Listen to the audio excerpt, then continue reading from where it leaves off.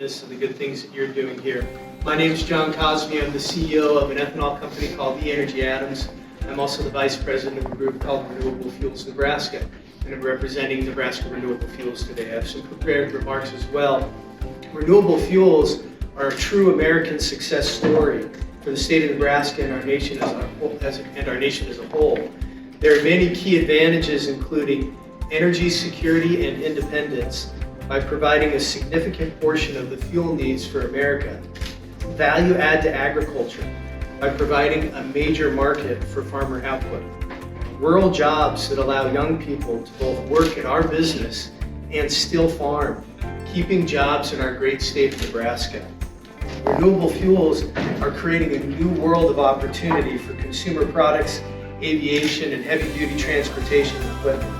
Ethanol can be used to produce sustainable plastics, sustainable aviation fuel, and as a diesel replacement.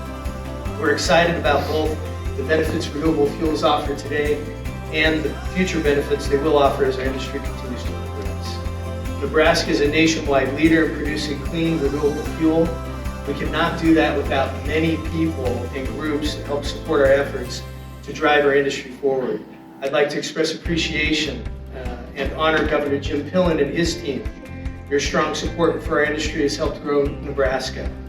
I'd like to thank many legislators who continue to advocate for renewable fuels, particularly Senator Myron Dorn for carrying through LB 562, the Adopt the E15 Access Standard Act. And many thanks to NBEE, specifically Director Jim Macy, for fostering a great working relationship with our industry.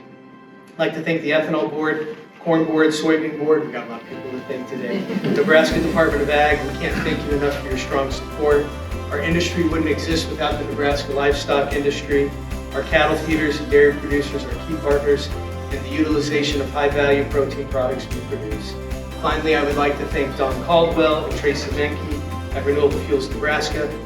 Your diligent efforts and ability to work with many stakeholders has allowed Nebraska renewable fuel producers to thrive and grow during your tenure with the organization. In closing, together with this group up here, we celebrate this Renewable Fuels Month by saying it is great to conduct business in a state that recognizes the importance of the renewable fuels industry. Thank you all, and God bless.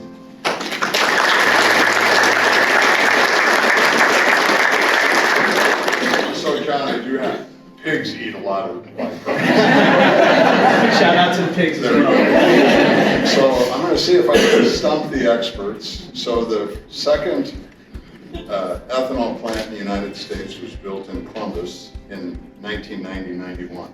Does anybody know the reason why Columbus was chosen in 1990 for the second ethanol plant that was built? Proximity of cattle feeding. All right. So in 1990, the 50-mile radius around Columbus was where the most cattle were fed at that time. That's why it was. So a lot of times we forget how big a deal livestock is to the value added and to making renewable fuels and energy independence. It's got to have both. It's got to have both. Right. Awesome. Well, enough of history.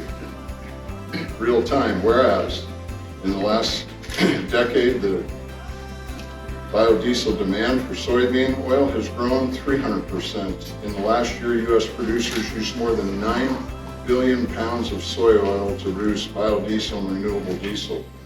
And whereas renewable fuels produced domestically reduce our reliance on imported oil, including 2022 when President Biden and the U.S. EPA issued an emergency waiver for summertime use of E15 to reduce gasoline prices caused by the Russian invasion of Ukraine.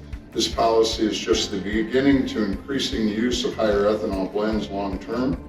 This isn't in, but I urge you to contact all your senators so the E15 legislation passes.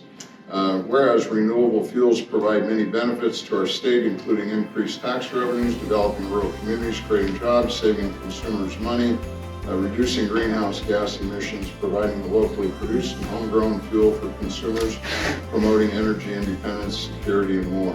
Believe it or not, if we can get E15 in all the pumps, it will save $52 million for Nebraska consumers when you fill your tanks up. Now therefore be I, Jim Pillen, Governor of the great state of Nebraska, do hereby proclaim the month of May 2023 as Renewable Fuels Month, and in Nebraska, and I should say, and I do hereby demand all citizens,